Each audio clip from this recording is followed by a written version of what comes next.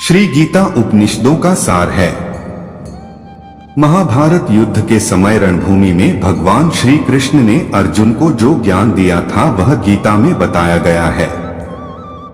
गीता में ऐसी बहुत सी बातें हैं जो मनुष्य को जीवन की कई कठिनाइयों को आसान बनाती है।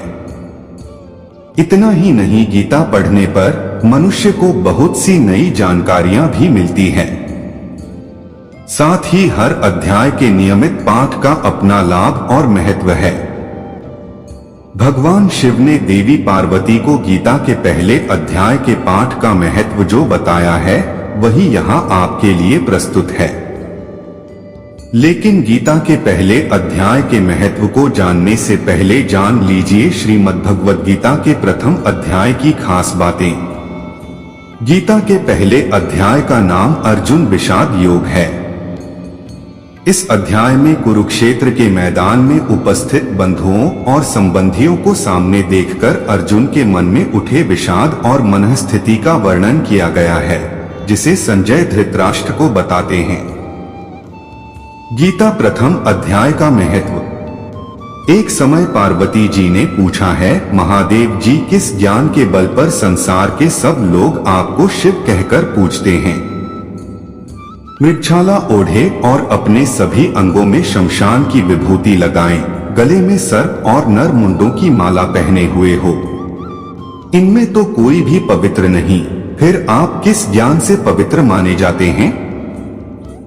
तब महादेव ने उत्तर दिया कि हे प्रिय सुनो, मैं गीता ज्ञान को अपने हृदय में धारण करने से पवित्र माना जाता हूँ। इस ज्ञान से मुझे बाहर के कर्म नहीं व्यापते। तब पार्वती जी ने कहा कि हे भगवान, जिस गीता ज्ञान की आप ऐसी स्तुति करते हैं उसके श्रवण करने से कोई कृतार्थ भी हुआ है? महादेव ने उत्तर देते हुए कहा कि इस ज्ञान को सुनकर बहुत से जीव कृतार्थ हुए हैं और आगे भी होंगे। मैं तुम्हें एक पुरातन कथा कहता हूं, तुम सुनो। एक समय पाताल लोक में शेषनाग की शैया पर श्री नारायण जी नैन मूंदकर आनंद में मग्न थे। उस वक्त भगवान के चरण दबाते हुए लक्ष्मी जी ने पूछा, हे प्रभु, निद्रा और आलस्य तो उन पुरुषों को व्यापता है जो जीव तामसी होते हैं, फिर आप तो तीनों गुणों से अतीत हो। आप तो वासुदेव हो, आप जो नेत्र मूंद रहे हो, इससे मुझके बड़ा आश्चर्य है। नारायण जी ने उत्तर देते हुए कहा, हे लक्ष्मी, मुझको निद्रा आलस्य नहीं व्यापता। एक शब्द रूप जो भगवद गीता है उसमें जो ज्ञान है उसके आकार रूप है। यह गीता शब्द रूप अवतार है। इस गीता में यह अंग है। 5 अध्याय मेरे मुख है, 10 अध्याय मेरी भुजा है, 16वां अध्याय मेरा हृदय और मन और मेरा उदर है, 17वां अध्याय मेरी जंघा है, 18वां अध्याय मेरे चरण हैं। गीता श्लोक ही मेरी नाड़ियां हैं और जो गीता के अक्षर है वो मेरा रोम है। ऐसा मेरा शब्द रूपी जो गीता ज्ञान है उसी के अर्थ मैं हृदय में विचार करता हूँ और बहुत आनंद प्राप्त होते हूँ।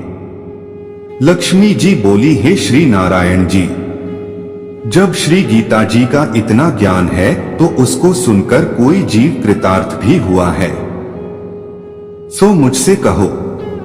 तब श्री नारायण ने कहा, हे लक्ष्मी, गीता ज्ञान को सुनकर बहुत से जीव कृतार्थ हुए हैं, सो तुम श्रवण करो।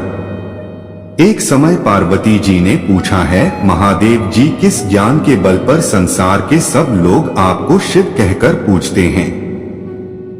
मृगछाला ओढ़े और अपने सभी अंगों में शमशान की विभूति लगाएं, गले में सर्प और नर मुंडों की माला पहने हुए हो। इनमें तो कोई भी पवित्र नहीं, फिर आप किस ज्ञान से पवित्र माने जाते हैं? तब महादेव ने उत्तर दिया कि हे प्रिय सुनो, मैं गीता ज्ञान को अपने हृदय में धारण करने से पवित्र माना जाता हूँ। इस ज्ञान से मुझे बाहर के कर्म नहीं व्यापते। तब पार्वती जी ने कहा कि हे भगवान, जिस गीता ज्ञान की आप ऐसी स्तुति करते हैं उसके श्रवण करने से कोई कृतार्थ भी हुआ है। महादेव ने उत्तर देते हुए कहा कि इस ज्ञान को सुनकर बहुत से जीव कृतार्थ हुए हैं और आगे भी होंगे। मैं तुम्हें एक पुरातन कथा कहता हूं, तुम सुनो। एक व्यक्ति था जो चांडालों के कर्म करता था और तेल नमक का व्यापार करता था। उसने एक बकरी पाली। एक दिन वह बकरी चराने के लिए वन में गया और वृक्ष से पत्ते तोड़ने लगा। वहां उसे एक सांप से डंस लिया, जिससे वह तुरंत मर गया।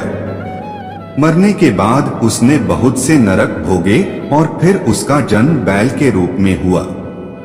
उस बैल को एक भिक्षुक ने मोल लिया। वह भिक्षुक उस पर चढ़कर सारे दिन मांगता फिरे।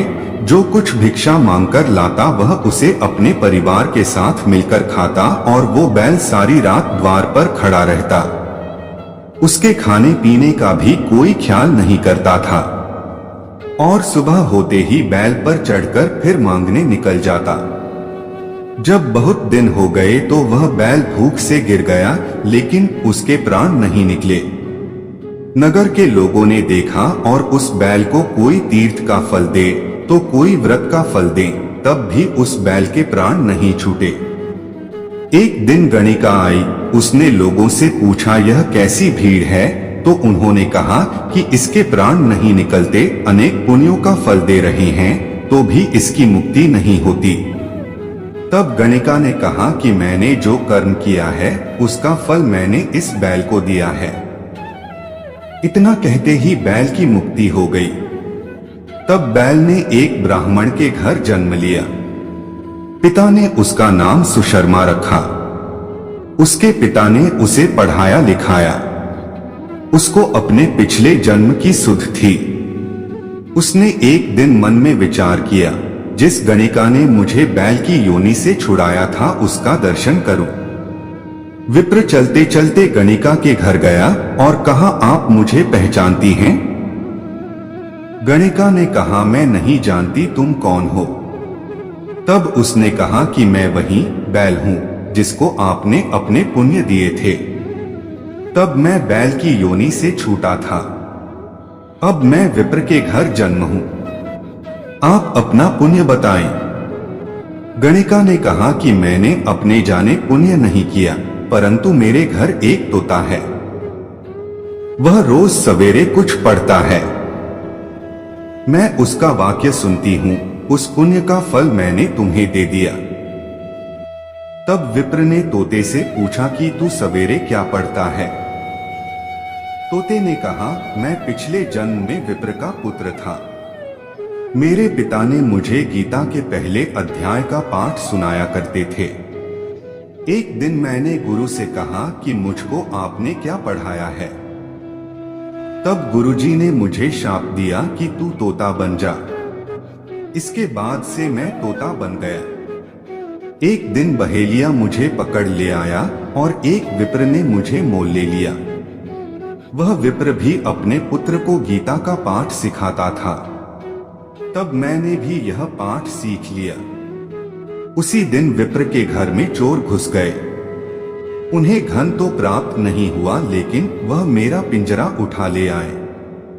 उनकी यह गणिका मित्र थी। वह मुझे उसके पास ले आए। सो मैं नित्य प्रातः गीता जी के पहले अध्याय का पाठ करत हूं, जिसे यह गणिका सुनती है। पर इस गणिका को समझ में नहीं आती। जो मैं पढ़ता हूं वही इस गणिका ने तेरे निमित्त दिया था। वह श्री गीता जी के पहले अध्याय का फल था। तब विप्र ने कहा कि हे तोते, तू भी विप्र है, मेरे आशीर्वाद से तेरा कल्याण हो। सोहे लक्ष्मी। विप्र के इतना कहते ही वह तोता भी मुक्ति को प्राप्त हो गया। तब गणिका ने बुरे कर्म छोड़ भले कर्म ग्रहण किए और नित्य स्नान करके श्री गीता जी के प्रथम अध्याय का पाठ करना शुरू कर दिया, जिससे उसकी भी मुक्ति हो गई। ऐसा है गीता के प्रथम अध्याय के पाठ का महत्व।